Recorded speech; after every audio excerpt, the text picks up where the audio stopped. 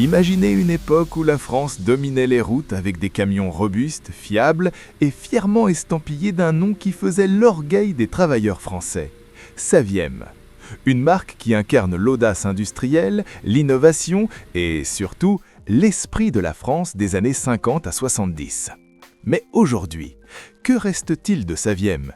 Une icône du transport qui a marqué des générations de camionneurs et de passionnés de mécanique. Alors, pourquoi cette légende a-t-elle disparu, emportée par les vents des fusions et des changements économiques? Dans cette vidéo, nous allons revivre l'histoire incroyable de Saviem, explorer ses modèles phares et comprendre les raisons de sa disparition malgré une notoriété sans égale. Accrochez-vous, ça va être un voyage dans le temps à travers les routes de l'histoire industrielle de la France. Et si vous avez déjà piloté une Saviem ou si vous en avez encore aujourd'hui dans votre garage ou entrepôt, signalez-le dans les commentaires. Je serai ravi de partager ces souvenirs avec vous.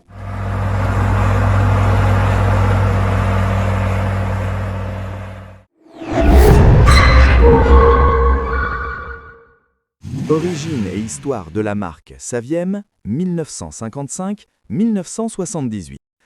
L'après-Seconde Guerre mondiale marque un tournant majeur pour la France, qui, bien qu'ayant joué un rôle central dans le conflit, se retrouve à reconstruire une grande partie de son infrastructure industrielle, notamment dans le secteur des transports.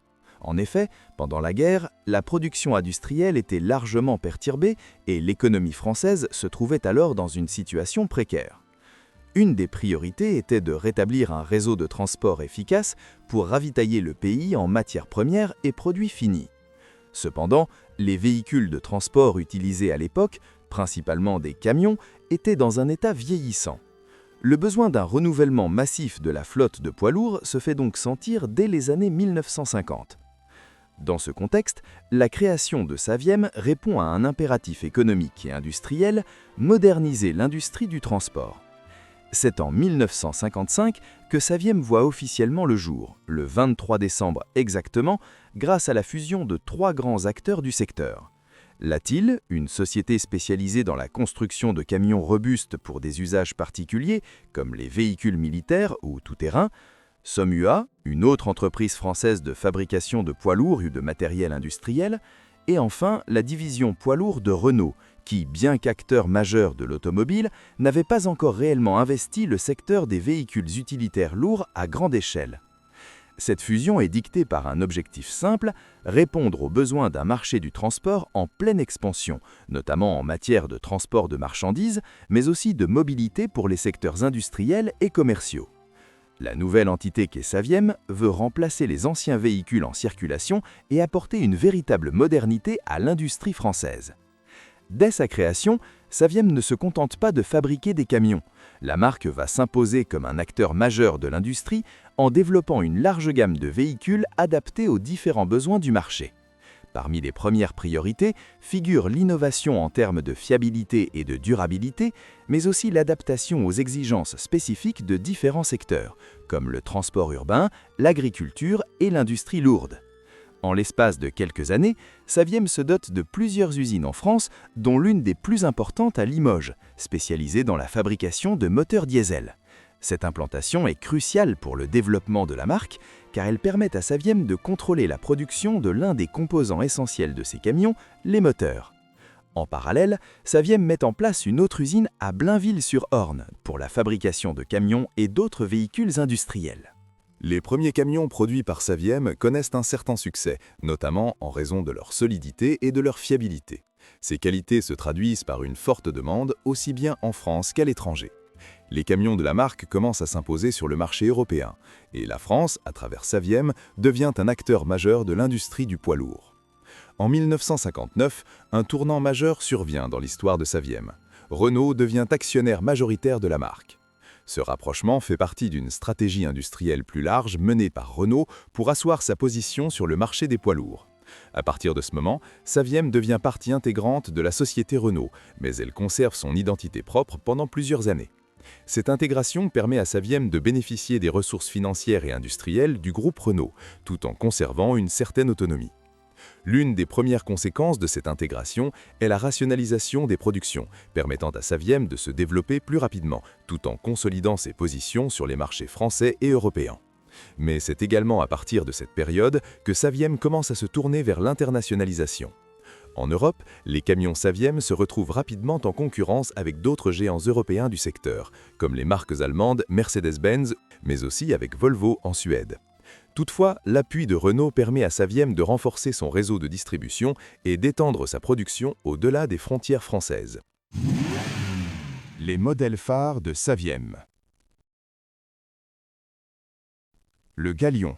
Le Galion est sans doute le modèle le plus emblématique de Saviem. Produit dès la création de la marque en 1955, ce camion léger se distingue par sa polyvalence et sa capacité à répondre aux besoins de nombreux secteurs, qu'il s'agisse de la distribution urbaine, du transport de marchandises ou des petites entreprises. À sa sortie, le Galion est une réponse aux défis du transport urbain en France, où la modernisation des camions est devenue une priorité. Avec une charge utile modeste, entre 3 et 5 tonnes, il devient rapidement un véhicule incontournable dans les villes françaises. Sa conception légère mais robuste en fait un camion idéal pour les trajets courts et les livraisons en centre-ville. Le Galion est apprécié pour sa maniabilité et sa fiabilité, des qualités essentielles dans un contexte urbain dense. Sa présence massive sur les routes françaises en fait un symbole du renouvellement de la flotte de poids lourds du pays dans les années 1950 et 1960.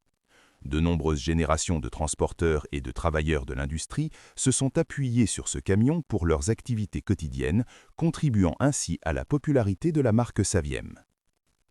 Le Super Galion, 1960-1977. Le Super Galion, lancé au début des années 1960, est une version améliorée du Galion, plus robuste et mieux adaptée aux besoins des transporteurs à la recherche d'un véhicule plus puissant et polyvalent. Ce modèle représente un niveau supérieur de performance, avec des moteurs diesel améliorés, offrant une plus grande capacité de charge et une meilleure puissance.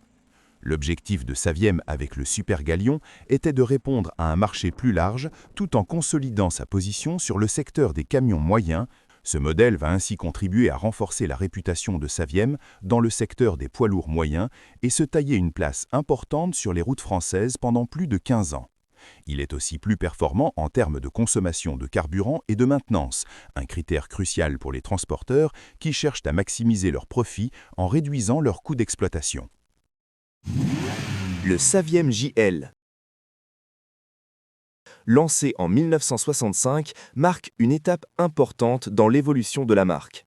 Ce modèle est un camion de taille intermédiaire, conçu pour répondre aux exigences du transport de marchandises à plus longue distance. Avec un poids total autorisé en charge, allant de 8 à 12 tonnes, le JL est plus puissant et plus grand que ses prédécesseurs comme le Galion et le Super Galion. Il est parfait pour le transport de matières diverses sur des distances plus longues, tout en conservant des caractéristiques de maniabilité adaptées à la conduite en milieu urbain. La force du JL réside dans son moteur diesel de 6 cylindres, offrant une puissance qui permet de mieux affronter les longs trajets. De plus, la construction du camion garantit une longévité et une robustesse exceptionnelles, des caractéristiques appréciées par les transporteurs qui faisaient face à une demande croissante. Le modèle JL sera l'un des premiers de la marque à s'exporter largement en Europe, contribuant ainsi à l'internationalisation de Saviem. Ce succès à l'international marque un tournant pour Saviem, car le JL va être commercialisé en dehors des frontières françaises, notamment en Allemagne, en Belgique et dans d'autres pays européens. Les camions SM8 font partie des modèles les plus lourds produits par Saviem et sont destinés à des usages spécialisés.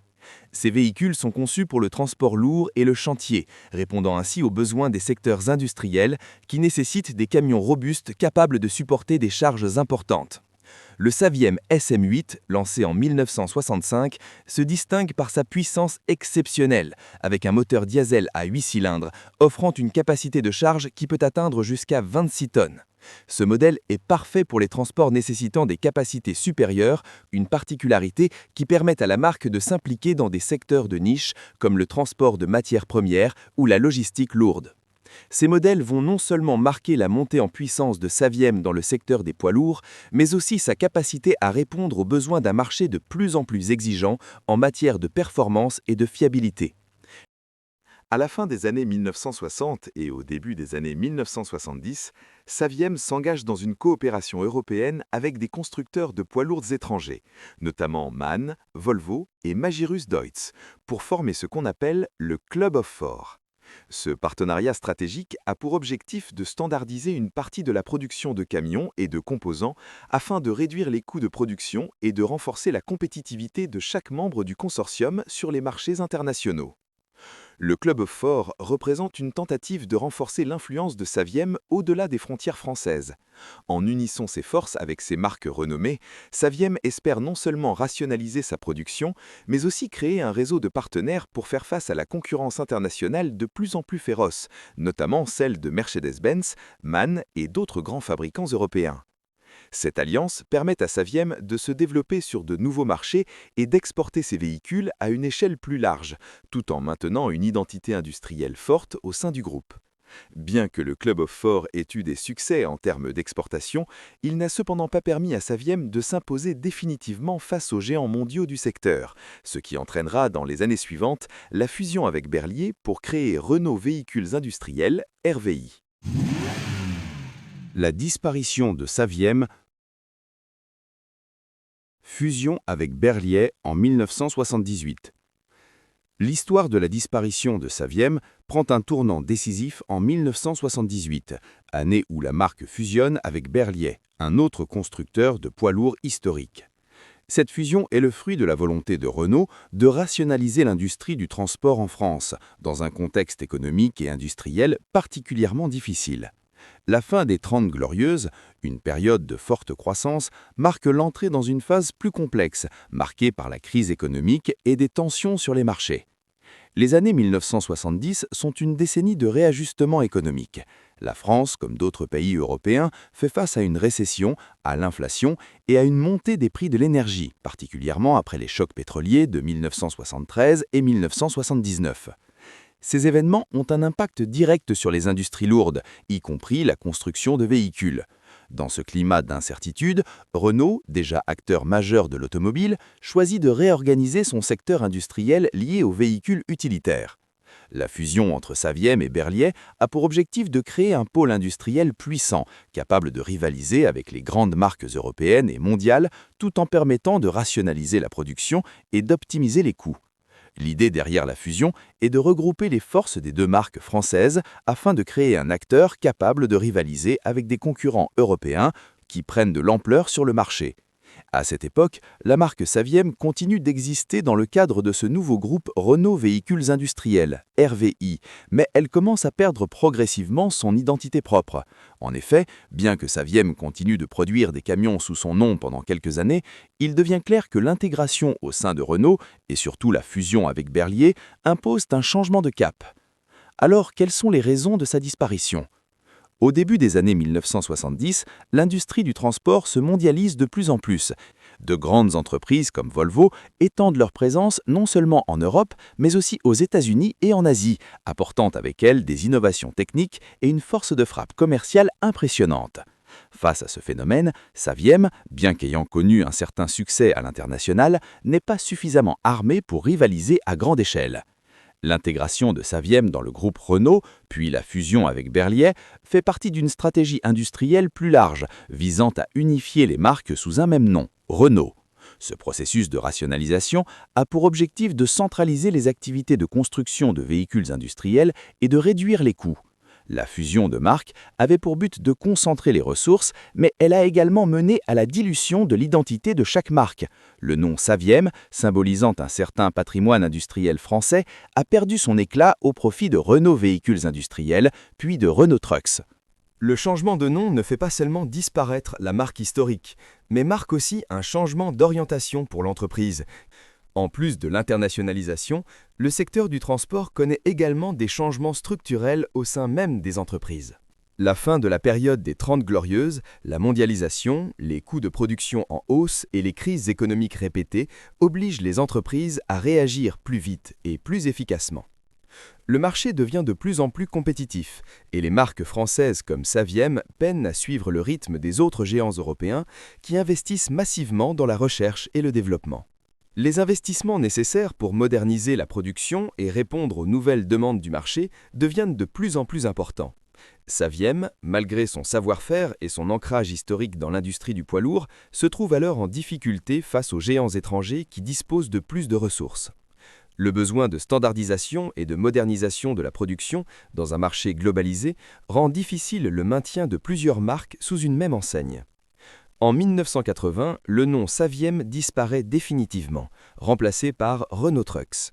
Ce changement de nom officialise la fin de l'identité de la marque et marque un tournant dans l'histoire du transport industriel français. La marque Saviem, qui avait été l'une des figures de proue du secteur du poids lourd en France pendant plus de 25 ans, n'existe plus en tant qu'entité à part entière. Cependant, cette disparition ne signifie pas que Saviem est oublié. Au contraire, même si la marque a disparu sous une nouvelle appellation, son héritage perdure dans le secteur des transports et dans la mémoire collective des Français. Saviem est resté une référence dans l'industrie des poids lourds, un symbole du savoir-faire français dans la construction de camions solides et fiables. La marque est associée à une époque où la France, malgré ses difficultés économiques, cherchait à se maintenir sur le devant de la scène industrielle mondiale. Malgré sa disparition officielle en 1980, Saviem continue de faire rêver et d'évoquer un sentiment de fierté nationale pour plusieurs raisons.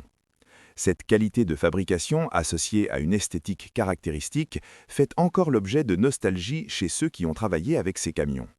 De plus, les modèles phares de Saviem continuent d'être des objets de collection pour les passionnés de véhicules anciens. Ces camions représentent plus qu'un simple moyen de transport, ils sont un témoignage vivant d'une époque où la France fabriquait des véhicules industriels qui faisaient le tour du monde. Ainsi, Saviem reste une légende du patrimoine industriel français, une marque qui fait partie intégrante de l'histoire de l'automobile et du transport et qui continue d'évoquer des souvenirs précieux pour beaucoup. Et voilà, c'est tout pour aujourd'hui. Mais ne vous inquiétez pas, la série continue. Dans notre prochaine vidéo, nous plongerons dans l'histoire d'une autre grande marque du secteur, Unique. Si vous êtes passionné par l'industrie du BTP et des poids lourds, vous ne voulez surtout pas manquer ça.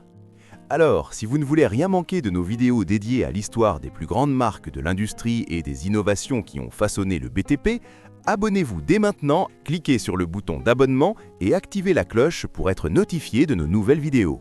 À bientôt sur BTP Power!